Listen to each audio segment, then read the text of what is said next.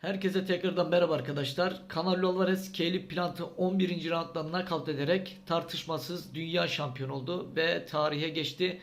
Canelo Alvarez'in performansı nasıldı? Caleb Plant beklenenin üstünde bir performans mı gösterdi? Biraz bu konulara kısaca değineceğim. Öncelikle şunu söyleyebilirim.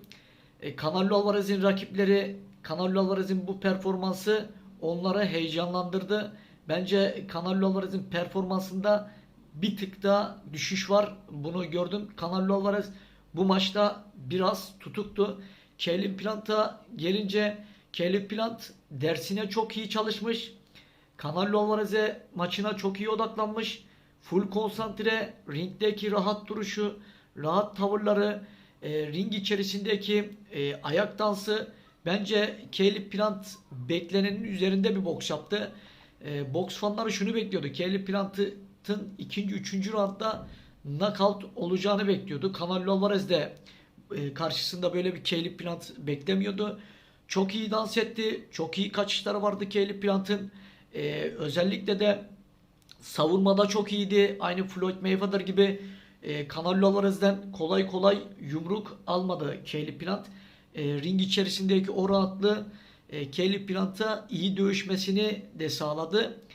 Canelo Alvarez'e gelince Canelo Alvarez ilk defa ben Canelo Alvarez'i bu kadar tutuk, bu kadar performans olarak kötü bir performansını gördüm ilk defa Canelo Alvarez'in. İstediği yumrukları vuramıyordu bir türlü. Caleb Plant oyun tutturamadı.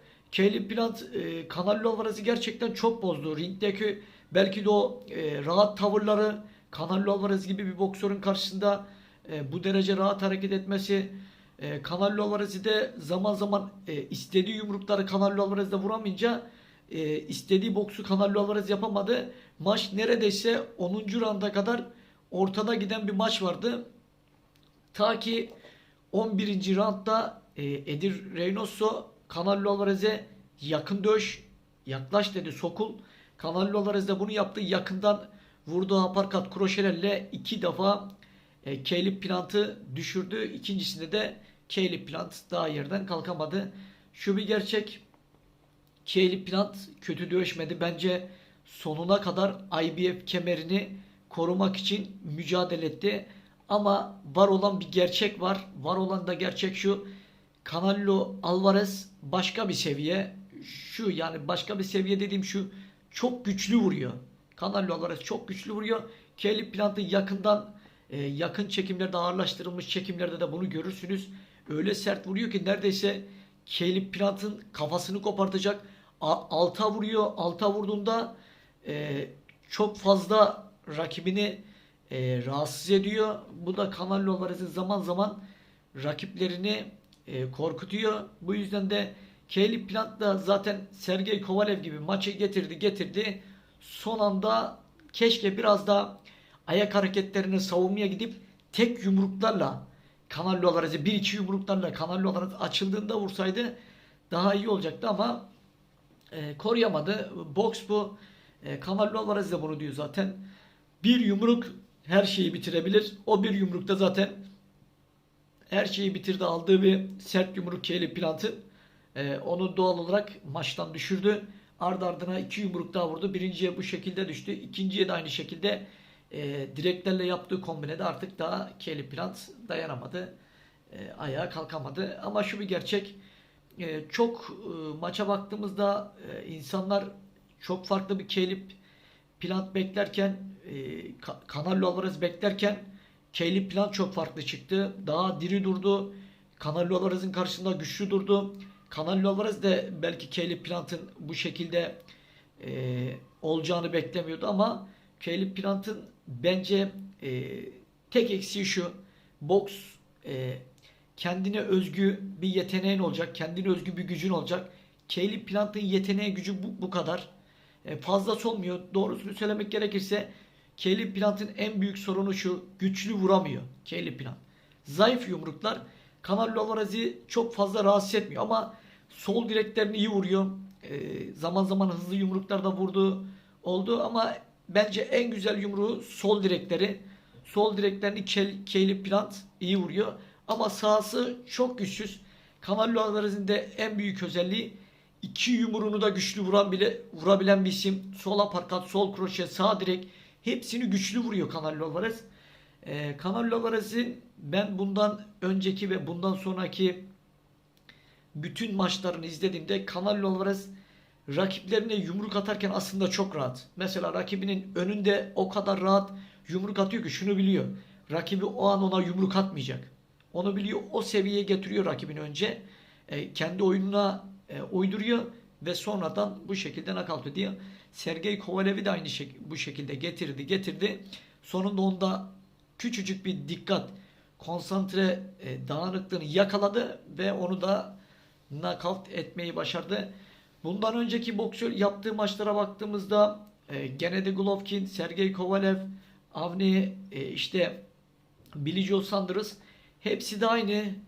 Yani hepsinin de maç kaybetme nedeni şu: çok sert vuruyor. Sert vurduğu için de boksör rakibini kırıyor, maçtan düşürüyor ve rakipleri genel olarak da Canelo Alvarez'e ters bir yumruk yiyeceğim, knockout olacağım hissi yaşayarak yumruk atmıyor. Bu düşünceyle genel olarak rakipleri karşısında da rahat değil. Nasıl ki 10. rounda kadar psikolojikmen Caleb Plant iyiydi ama 11. round kendini bıraktı. 11. 12. roundda keşke diri dursaydı biz şunu diyecektik: Caleb Plant süper bir maç yaptı. Caleb Plant harika dövüştü. Canelo Alvarez gibi üst seviye bir boksörün karşısında bu derece maç yapmasını insanlar bence ayakta alkışlayacaktı. Caleb Plant bir de Canelo Alvarez'le karşı karşıya geldiğinde yani bir sürü psikolojikmen etkilendiği durumlar tribünde, kendi ülkenizde düşünün, tribünler sizi yuhalıyor, rakibinizi alkışlıyor, rakibinize tezahürat ediyor yumruk attığında. Caleb Plant da zaman zaman etkilemesin de zaman zaman bundan etkilendiğini düşünüyorum ama şu bir gerçek: ben Caleb Plant'ın sakin tavırları, sakin duruşu, ringdeki ayak hareketleri benim şahsen hoşuma gitti. Benim değil, boks fanlarının hepsinin de bence Caleb Plant'ın bu performansı boks fanları tarafından da takdir görmüştür. Benim şahsi fikrim. Şu bir gerçek: Canelo Alvarez artık bilmiyorum antrenmanlarda ne derece çalışıyor. Çok tutuk boks yaptı. Caleb Plant'ı ben 2. 3. round çözmesini bekliyordum. Ondan sonra 4 5 6. round onu çok zor durumlara düşüreceğini düşünüyordum ama bir türlü istediği oyunu tutturamadı. Caleb Plant'ın o Floyd Mayweather tarzı kapanması, rahat tavırları ve rakibinden gelen yumruğu görmesi ona maçta 10. roundu gösterdi. Ama 11. roundda şu bir gerçekti: konsantresi gitmiş, dikkati gitmiş bir Caleb Plant vardı. Ve de aldığı ters bir yumruk ona maçı kaybettirdi. Canelo Alvarez bundan sonra kimle dövüşecek? Canelo Alvarez'le dövüşecek birçok isim var. Carlo var, Germán Carlo var. Artur Beterbiev var. Eski Sergey Kovalev var. Yine Canelo Alvarez'e maç yapmak istiyor. Callum Smith var. Gennady Golovkin var. Ama Canelo Alvarez'in maç yapmak istediği isim, en çok yapmak istediği isim, birinci isim Artur Beterbiev. İkincisi de Canelo Alvarez Gennady Golovkin'e de kapılar açtı. Eğer dedi 76 kilogramda gelirsen ben hazırım dedi Gennady Golovkin'e. Büyük bir ihtimal Gennady Golovkin Canelo Alvarez 3. maçına yakınız. Bu 3. maç olabilir. Bakalım, tabi bunu da organizatörler belirleyecek. Aralarında konuşacaklar.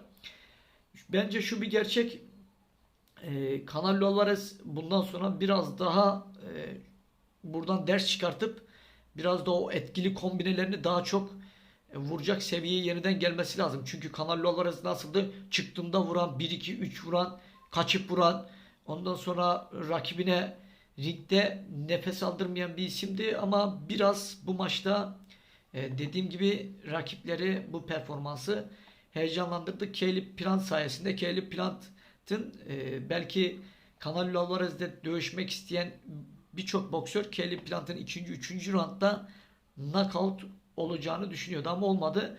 Caleb Plant'ın 10. roundu çıkartması bence Canelo Alvarez'e meydan okuyan diğer rakiplerinde özgüvenlendirdi. Onları da bence rahatlattı bu rahat tavırları Caleb Plant'ın.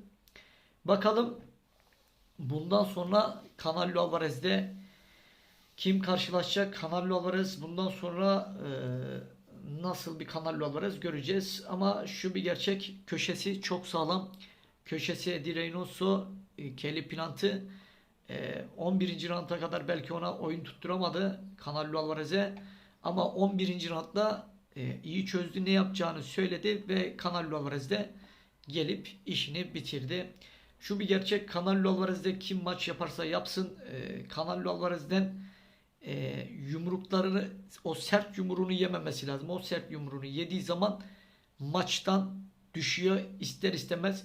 Veya onunla dövüşen isim bir Gennady Golovkin gibi, ne kadar sert vurursa vursun Gennady Golovkin gibi sağlam durması gerekiyor ki Canelo Alvarez gibi bir boksörün karşısında maç kazanabilsin. Benim şimdilik söyleyeceklerim bu kadar arkadaşlar. Benim yorumum bu kadar. Tabi sizin eklemek istediğiniz bir şey varsa aşağıya yorum yapabilirsiniz. Canelo Alvarez'in performansı nasıldı? Caleb Plant'ı nasıl buldunuz? Oraya açıklarsınız. Ben şahsen Caleb Plant beklediğimden üstte bir performans sergiledi. Canelo Alvarez beklediğimin bir tık gerisindeydi. Ama şu bir gerçek, her boksöre ayak uyduramıyorsun bazen. İstediğin boksu yapamıyorsun. Bence o maçlardan bir tanesi bu maç Canelo Alvarez için olsun. Bir dahaki maçta bakacağız. Canelo Alvarez nasıl bir performans sergileyecek? Şu bir gerçek, Canelo Alvarez'in çok sağlam fanları var ve onun maçına yaklaşınca neredeyse tribünler bir anda doluyor. İnsanlar çok fazla ilgi gösteriyor. Bir de bu maç, düşünün ki Gennady Golovkin gibi veya Artur Beterbiev gibi bir isim karşısına çıksa emin olun çok daha fazla seyirci ve fan bu maçı izler ve takip eder arkadaşlar. Şimdilik ben Caleb Plant ve Canelo Alvarez ile ilgili söyleyeceklerim bu kadar. Kendinize çok iyi bakın. Bir sonraki videoda tekrar görüşürüz. Hoşçakalın.